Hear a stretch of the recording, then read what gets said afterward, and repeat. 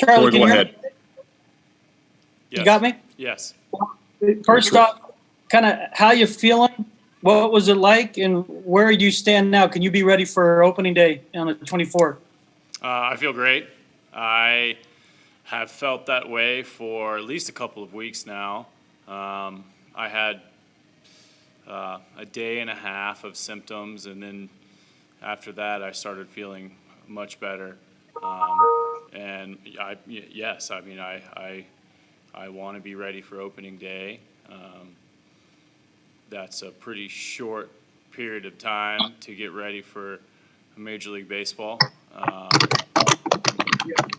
So I'll do my best, and that's kind of a goal. What is the hardest part when you come back from it, Charlie? I mean, are you breathing okay? Is it strength because you couldn't work out, or what is the hardest challenge getting ready in a couple weeks? Just losing my capacity, like losing that fitness capacity, not being able to exercise while you're in positive is the worst part about now coming back and trying to get ready to play baseball. Michael Spencer, CBS.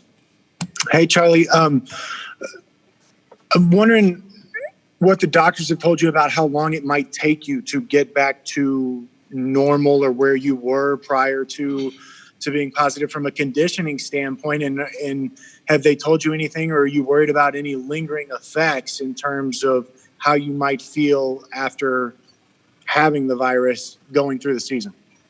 There was a chance for lingering effects, but we've done a good job, in my opinion, with the protocols. You know, I've had ultrasounds and X-rays, and we've checked my heart and my lungs, and so we're past that point. I'm now out of the woods, and I expect to recover pretty quick.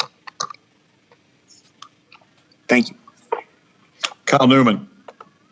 Hey, so Charlie, what are your thoughts on the outfield core this year, you know, especially after Ian Desmond opted out, and maybe some thoughts on that, and just general thoughts on you and the rest of the guys and how you feel about the unit? I think the outfield is a strength of our team. We're a talented outfield. I hope to be a big contributor in that outfield as well as the rest of the guys, and I think everybody has a really good attitude. I've been told, already, and I've been keeping tabs, really. It seems like we have a really good atmosphere going here for practice, and I expect us to be ready to go. And have you talked with Ian at all about his decision, or any thoughts on that?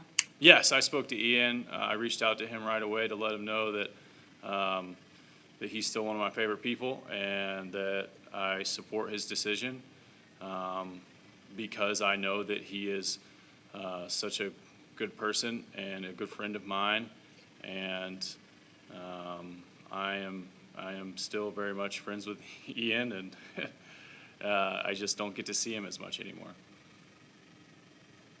Rod Mackey. Charlie, we talked to several of your teammates when they got back to Coors, and obviously they were all excited. What was it like for you, though, or what is it like for you after what you've gone through? So obviously it's magnified their time away versus what you've had. It must be truly special to see your teammates and be back out there with them again. Absolutely. I'm very happy to be back, and it's nice to just walk through the locker room and see your buddies, see your teammates, see the people that you spend so much time with normally this time of year, and people that I really enjoy being around, and I haven't, so it's nice to get back.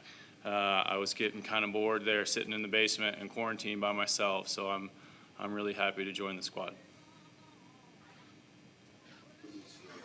Nick Grote. Hey, Charlie, it's nice to see you. Can you describe what you were feeling, what your symptoms were like, and did you feel like you were being taken care of? And then I have a follow-up too, if you don't mind. Okay. My symptoms were what I would consider mild flu symptoms.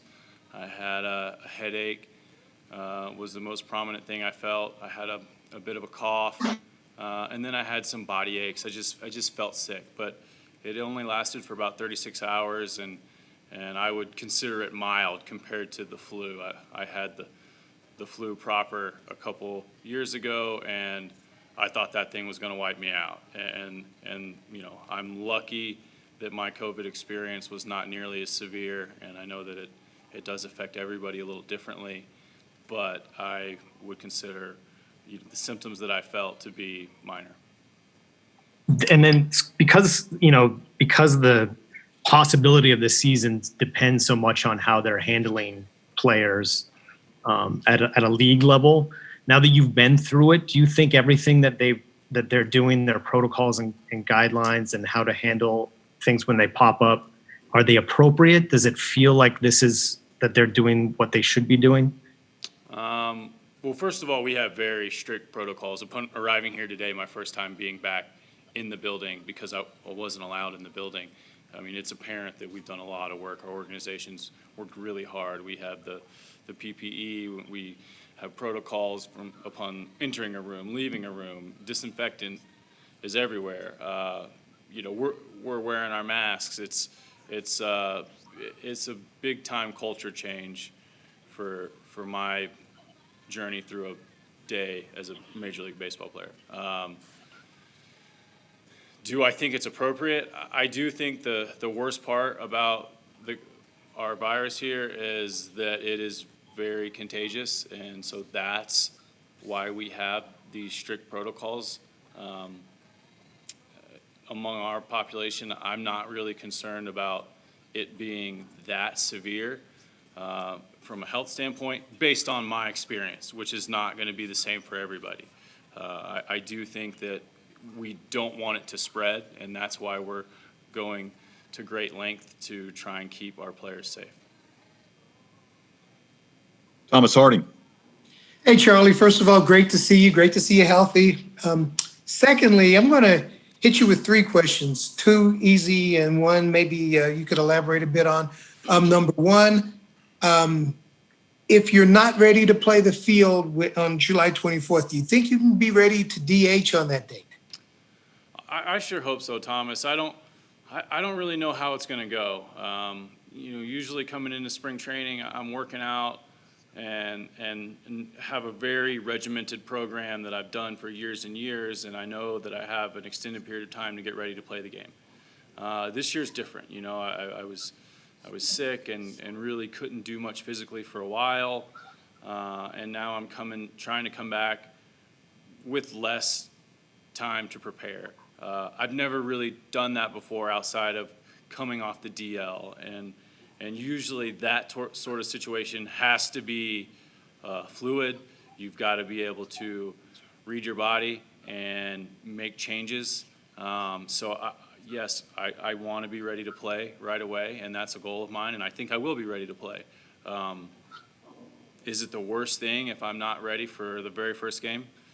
You know, no, as long as it means that I'm preparing to play and not suffering setbacks. So, and also the second question, what are the precautions that you have to take individually because you just went through this? Honestly, I feel like I'm the least at-risk person in the building right now. I have, you know, I've gotten over the virus with my antibodies that, you know, I've created. Insert science, you know, here, and then now I'm healthy, and I don't expect to be at risk, and I don't expect to be risking other people's health for the rest of the season. Tracy Ringlesby. Charlie, 1 question, or 2 questions. One of them is, given your situation, how much are you going to have to push yourself to be an honest evaluator of where you are? Because it's a short season, I'm sure you want to play. How hard is it going to be that honest in evaluating yourself? It's going to be tough to make the right decisions. You know, this is not exactly something I've done before, but I do think I'm well positioned to know a lot about my body and what I need to do to get ready to play, and I should have a good idea of when I'm ready. And I think I'm going to be fine. I would much rather have gotten sick when I did rather than get sick now or get sick mid-season. You know, I'm looking at it more of a positive that I got it out of the way and that I don't have to, you know, hopefully worry about it for the rest of the summer. And do you know how you got sick? You know where it came from, or is it just totally mystery? I was blindsided by the positive result. I knew that I felt sick, and as a precaution, I decided to get tested just because I don't want to be the person that infects other people. And I was not expecting a test positive for the virus. And I was surprised when I tested positive, but I can't trace it back to reasonably expecting to have contracted it, you know, on this encounter or at this restaurant or, you know, from this person, because at that point we were being pretty safe. I mean, we were eating takeout food and our circle was very, very small, and we were being safe as far as wearing masks and washing our hands and things like that. So I really don't know how I contracted it, and I wish I did, you know, then I could at least know something about it. But apparently it's super contagious, and it's one of those things where I don't think we'll ever really figure it out. Larry Patrick. Yes, Charlie, was there any time during your sickness that you thought about not playing this season? Never. Okay, and also now that you have had it, doctors aren't, you know, totally sure of whether you can contract it again or not. Is there any fear in your mind about that possibility? And will you go along with all the protocols as though you could contract it again in order to protect other players? Absolutely. I intend to follow the protocols just like everybody else, assuming that I'm at risk just as much as everybody else. I particularly don't think that I'm going to be able to get it in such a short season. The literature that I've read suggests that people who experience symptoms like I did will have a stronger antibody response than someone who was maybe asymptomatic. I think that person would be more likely to contract it again. Thank you. Drew Kreisman. Hey, Charlie, thanks for your time and candor today.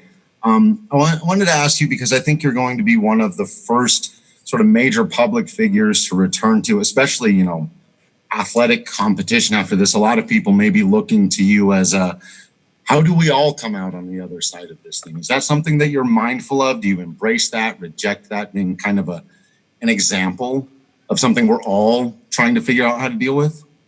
I don't know that it might be hard to compare, you know, the public to a professional athlete. You know, I feel like a normal guy. I feel hopefully that other people that get sick will bounce back like I've bounced back. I have complete confidence that I am going to be 100% recovered and not have any lasting effects. But I don't want to say that without understanding and having, you know, respect for the families that have been affected negatively. You know, it's a very real, very dangerous virus for some people. And I'm lucky that it didn't affect me that bad. But if I were just to, you know, explain this experience in terms of the setbacks that I've had in my life, this is a minor glitch, a minor speed bump. It is not something that is going to throw me off. It's not something that I was scared of or that I'll be scared of for any of the guys in this locker room. I do think we'll be as safe as we can and try not to get it.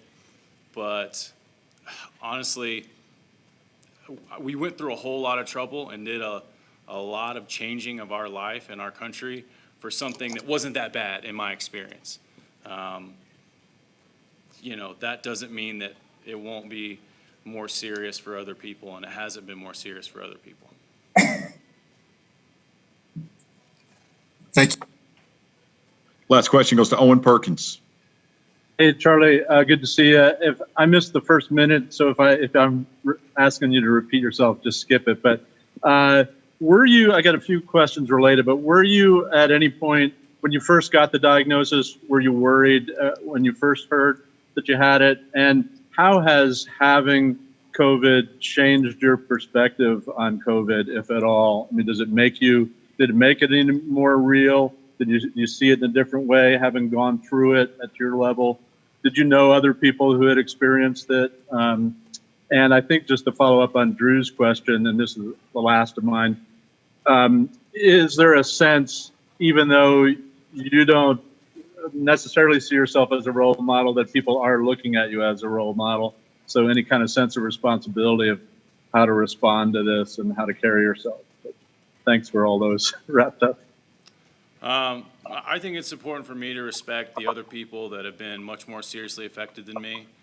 I do also want to go out and publicly recover and then be successful from the virus. And I don't think it's going to be that big of a deal. I don't think anyone's going to look at me and say, "Wow, he's a survivor" or anything. I don't think that's the case. And then what was your first question again? With you were worried when you first got the diagnosis? No. Was there any? No. No, I wasn't worried. I felt sick. I felt sick. But like I said, it was nothing compared to me having the flu. Looking back on it, I wish I had gotten this months ago and felt crappy for a day and a half, and then got on with it and lived the rest of my life and not have tried to avoid it, by canceling everything in the country. But at the same time, that's only based on my experience. It can be much more serious for everyone else. So it's up to me to respect the health of others and to then follow those protocols and be, at the very least, try my best not to spread it to other people. Thanks, Charlie. Good to see you. Glad you're back. Thanks, guys.